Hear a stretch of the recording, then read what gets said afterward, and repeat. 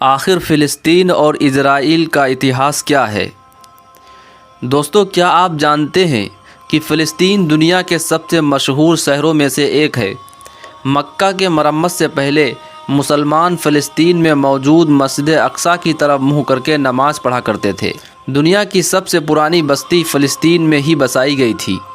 اسلام کے اکثر نبی اور پیغمبر فلسطین ہی کے رہنے والے تھے۔ اس دیش کو نبیوں کا دیش بھی کہا جاتا ہے۔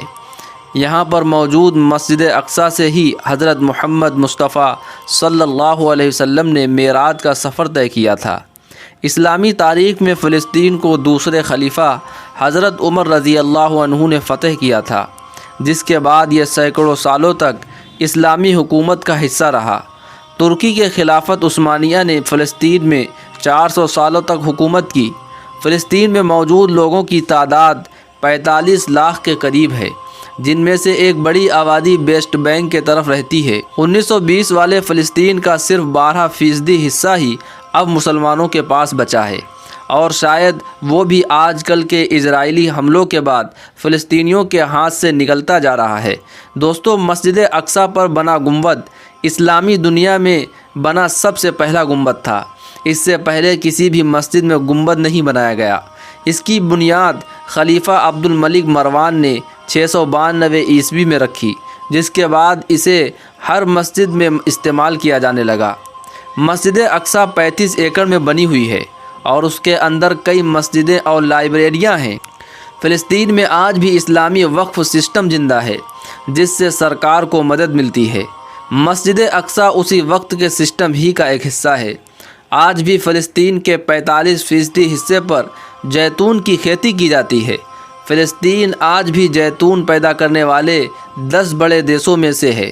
اسرائیل کی طرف سے لگاتار حملہ کیے جانے کی وجہ سے فلسطین میں ہر سال کروڑوں روپے کا نقصان ہوتا ہے، لیکن ان سب کے باوجود وہاں آج بھی بڑے پیمانے پر کپڑے کا کاروبار چلتا ہے۔ فلسطین میں بنے پتھر اور ٹائل سے دنیا بھر میں استعمال کیے جاتے ہیں۔ مکہ کے مسجد الحرام میں استعمال کیے گئے کچھ پتھر بھی فلسطین ہی سے منگوائے گئے تھے۔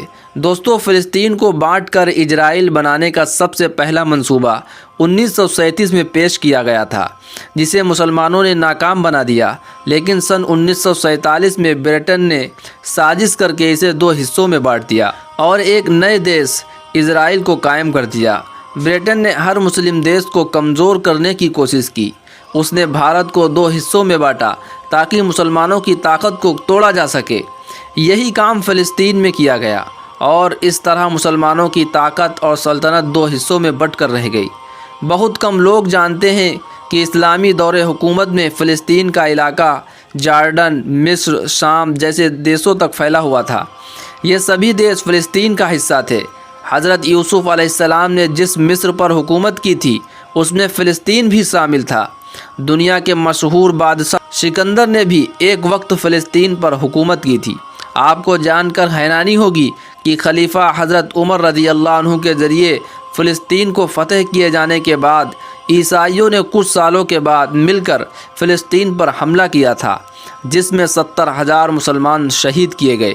یہ سبھی جنگیں صلیبی جنگوں کے نام سے جانی جاتی ہیں۔ 10ویں صدی میں ہوئی صلیبی جنگ کے نتیجے میں فلسطین اور مسجد اقصیٰ پر یہودیوں نے قبضہ کر لیا، لیکن سن 1187 عیسوی میں صلاح الدین ایوبی نے عیسائیوں کو ہرا کر ایک بار پھر سے مسجد اقصیٰ کو آزاد کروا لیا۔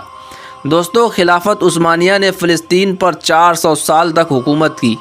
فلسطین اور مسجد اقصیٰ 1920 تک خلافت عثمانیہ کے قبضے میں رہا، لیکن 1920 میں برٹن نے اس پر قبضہ کر لیا۔ جب ہٹلر نے یہودیوں کو چن چن کر مارنا شروع کیا، تب یہودی برٹن اور دوسرے عیسائی ملکوں کی طرف بھاگے، لیکن انہوں نے یہودیوں کو اپنے دیش میں گھسنے تک نہیں دیا۔ ایسے وقت میں فلسطین کے مسلمانوں نے انہیں رہنے کے لیے جگہ دی، لیکن بعد میں مسلمانوں کو یہی مدد مہنگی پڑ گئی اور یہودی برٹن کی مدد سے فلسطین میں اپنا ایک الگ دیش بنانے کی کوشش میں لگ گیا۔ برٹن نے 1947 میں فلسطین کو 2 حصوں میں بانٹ دیا اور ایک نئے دیش اسرائیل کو قائم کر دیا۔ دوستو یہودی پورے فلسطین پر قبضہ کر کے گریٹر اسرائیل کو قائم کرنا چاہتے ہیں۔ ان کا مقصد مسجد اقصی کو گرا کر ہیکل سلیمانی کی تعمیر کرنا ہے۔